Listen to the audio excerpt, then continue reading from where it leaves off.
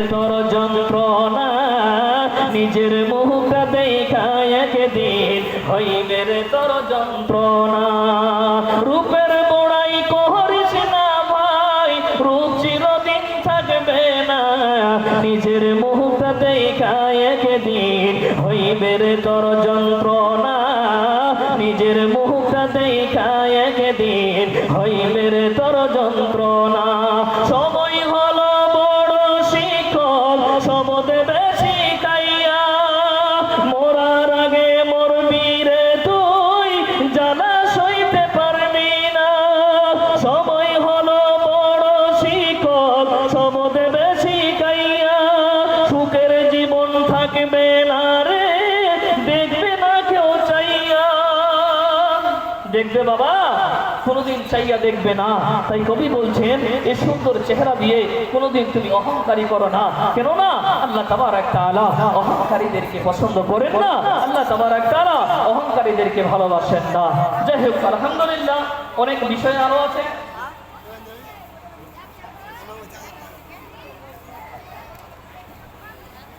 আচ্ছা, রফিকুল ইসলাম প্রাক্তন সেক্রেটারি কোথায় আছেন, একটু মোলাকাত করেন।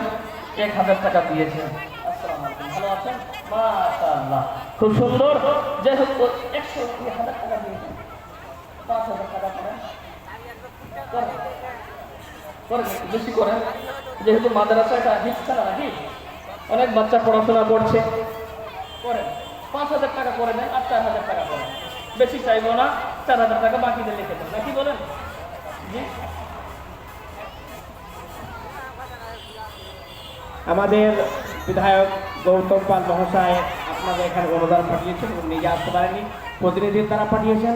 তো আমি ওনাকে ডাইরেক্ট, যেহেতু উনি এখানে আরও কিছু দেওয়ার প্রতিশ্রুতিও দিয়েছিলেন, কাজটা কতদূর এগিয়েছে আপনাদের প্রতিদিন মুখ থেকে আপনারা শুনুন, আর উনি কী দিয়েছেন সেটাও শুনুন।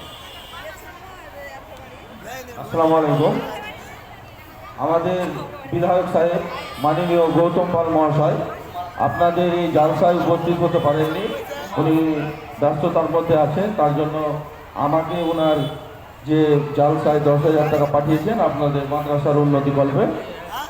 এবং বিগত বছর যে এমএলএ সাহেব এসেছিলেন এই জালসায়, এখানে এসে ঘোষণা করেছিলেন যে তিনি একটা বাথরুম এই মাদ্রাসায় করে দেবেন। সেই বাথরুমের অলরেডি টেন্ডার হয়ে গেছে, টেন্ডার প্রসেস শেষ হলে কিছুদিনের মধ্যেই কাজ শুরু হবে, আমাকে উনি জানিয়েছেন।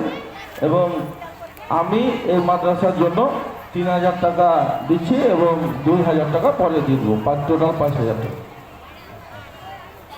একটু বেশি করে দেন, আপনিও 5000 টাকা আর করে দেন। হ্যাঁ, অনেক অনেক ধন্যবাদ আমাদের বিধায়ক মহাশয়কে, তিনি আসতে পেরে পাওনা পাঠিয়েছেন এবং ওনাকে আল্লাহ তাআলা হেদায়েত দান করুন এবং শরীর সুস্থ রাখেন। আলহামদুলিল্লাহ, অবশ্যই দোয়া করব। আলহামদুলিল্লাহ। যাই হোক, যেহেতু বাবা এটা মাদ্রাসা হিফজখানা, অনেক ছাত্র এখানে পড়াশোনা করছেন, কোরআন হিফজ করছে, যেহেতু এখানে অনেক শিক্ষক মণ্ডলী আছেন, অনেক শিক্ষকগণ আছেন। বাবজান, হয়তো মাদ্রাসার অনেক কাজ আছে উপরে, ওই জায়গাটা ফাঁকা দেখতে পাচ্ছি, ঘর করতে হবে। তো আপনাদের কাছে যেহেতু এটা মাদ্রাসা, যাই হোক পয়েন্টগুলো আপাতত।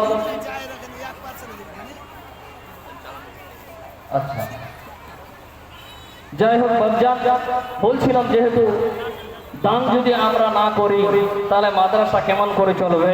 আপনাদেরকে একটা প্রশ্ন করি বাবা, গ্রামগঞ্জের মানুষ মুখ থেকে শোনা যায় যে মাদ্রাসা যারা পড়ে, মাদ্রাসা পড়াশোনা এটা ফকিরি বিদ্যা। কথা বলেন ঠিক না বেঠিক? বলে কি বলে না? আমি আপনাদেরকে বলতে চাই বাবা, আপনারা আমার থেকে অনেক জ্ঞানী গুণী মানুষ, আপনাকে বলতে চাই ফকিরটা কে বানিয়েছে? কথা বলুন, ফকিরটা কে বানালো? উত্তর দেন আপনারাই। যেহেতু আপনার মুখ থেকে এই প্রশ্নটা উঠে, আপনার দরজায় যখন যাওয়া হয়, আপনারা মসজিদে, মাঠে, ঘাটে আপনারা বলেন কোথায় ছেলেটাকে ভর্তি করিয়েছো? বলে হিফজখানায় ভর্তি করেছি মাদ্রাসায়। তো ছেলেটাকে তুমি ফকির বানাতে চাও? কথা বলুন, বলে কি বলে না? আপনাদেরকে বলছি বাবা শুনেন, ফকিরটা বানিয়েছে কে বাপ? কথা বলুন আপনারাই।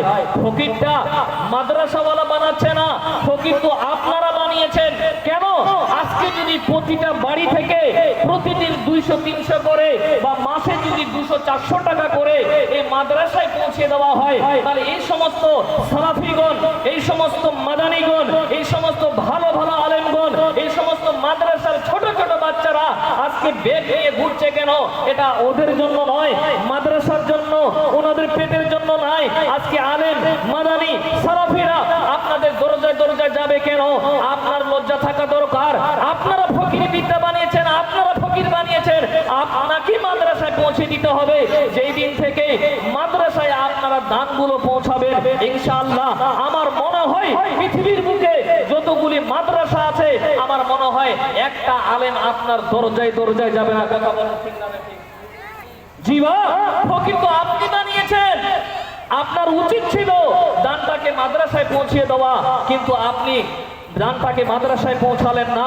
এই কারণে আজকে মজবুরি পড়ে আজকে ইমামদেরকে এবং ওই আলেমদেরকে ছোট ছোট বাচ্চারা পর্যন্ত আপনার দরজায় যায়, আর আপনি তাদেরকে বলেন ফকিরি বিদ্যা এই মাদ্রাসায় ভর্তি করাও না, তোমার বেটাকে হিউস্টনে ভর্তি করাতে হবে না, তোমার বেটাকে কোনো ইউনিভার্সিটিতে পড়াও, কোনো তোমার বেটাকে মিশনে পড়াও।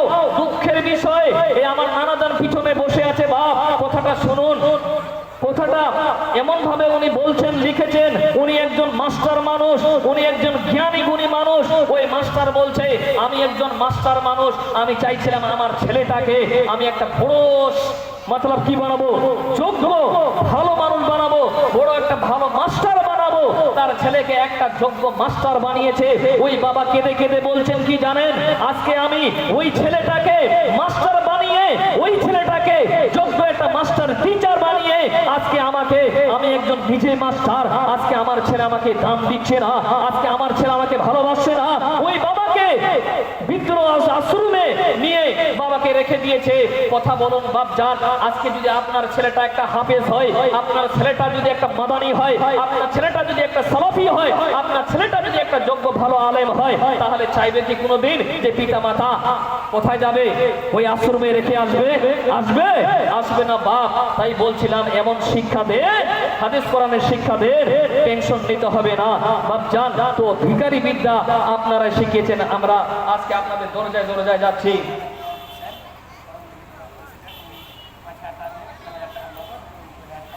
আলহামদুলিল্লাহ। আচ্ছা, জনাব ইমাম হোসেন করণদিঘি ব্লক প্রেসিডেন্ট 5000 টাকা দিয়েছে।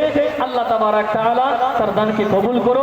3000 টাকা নগদ, 2000 টাকা বাকিতে লিখেছে।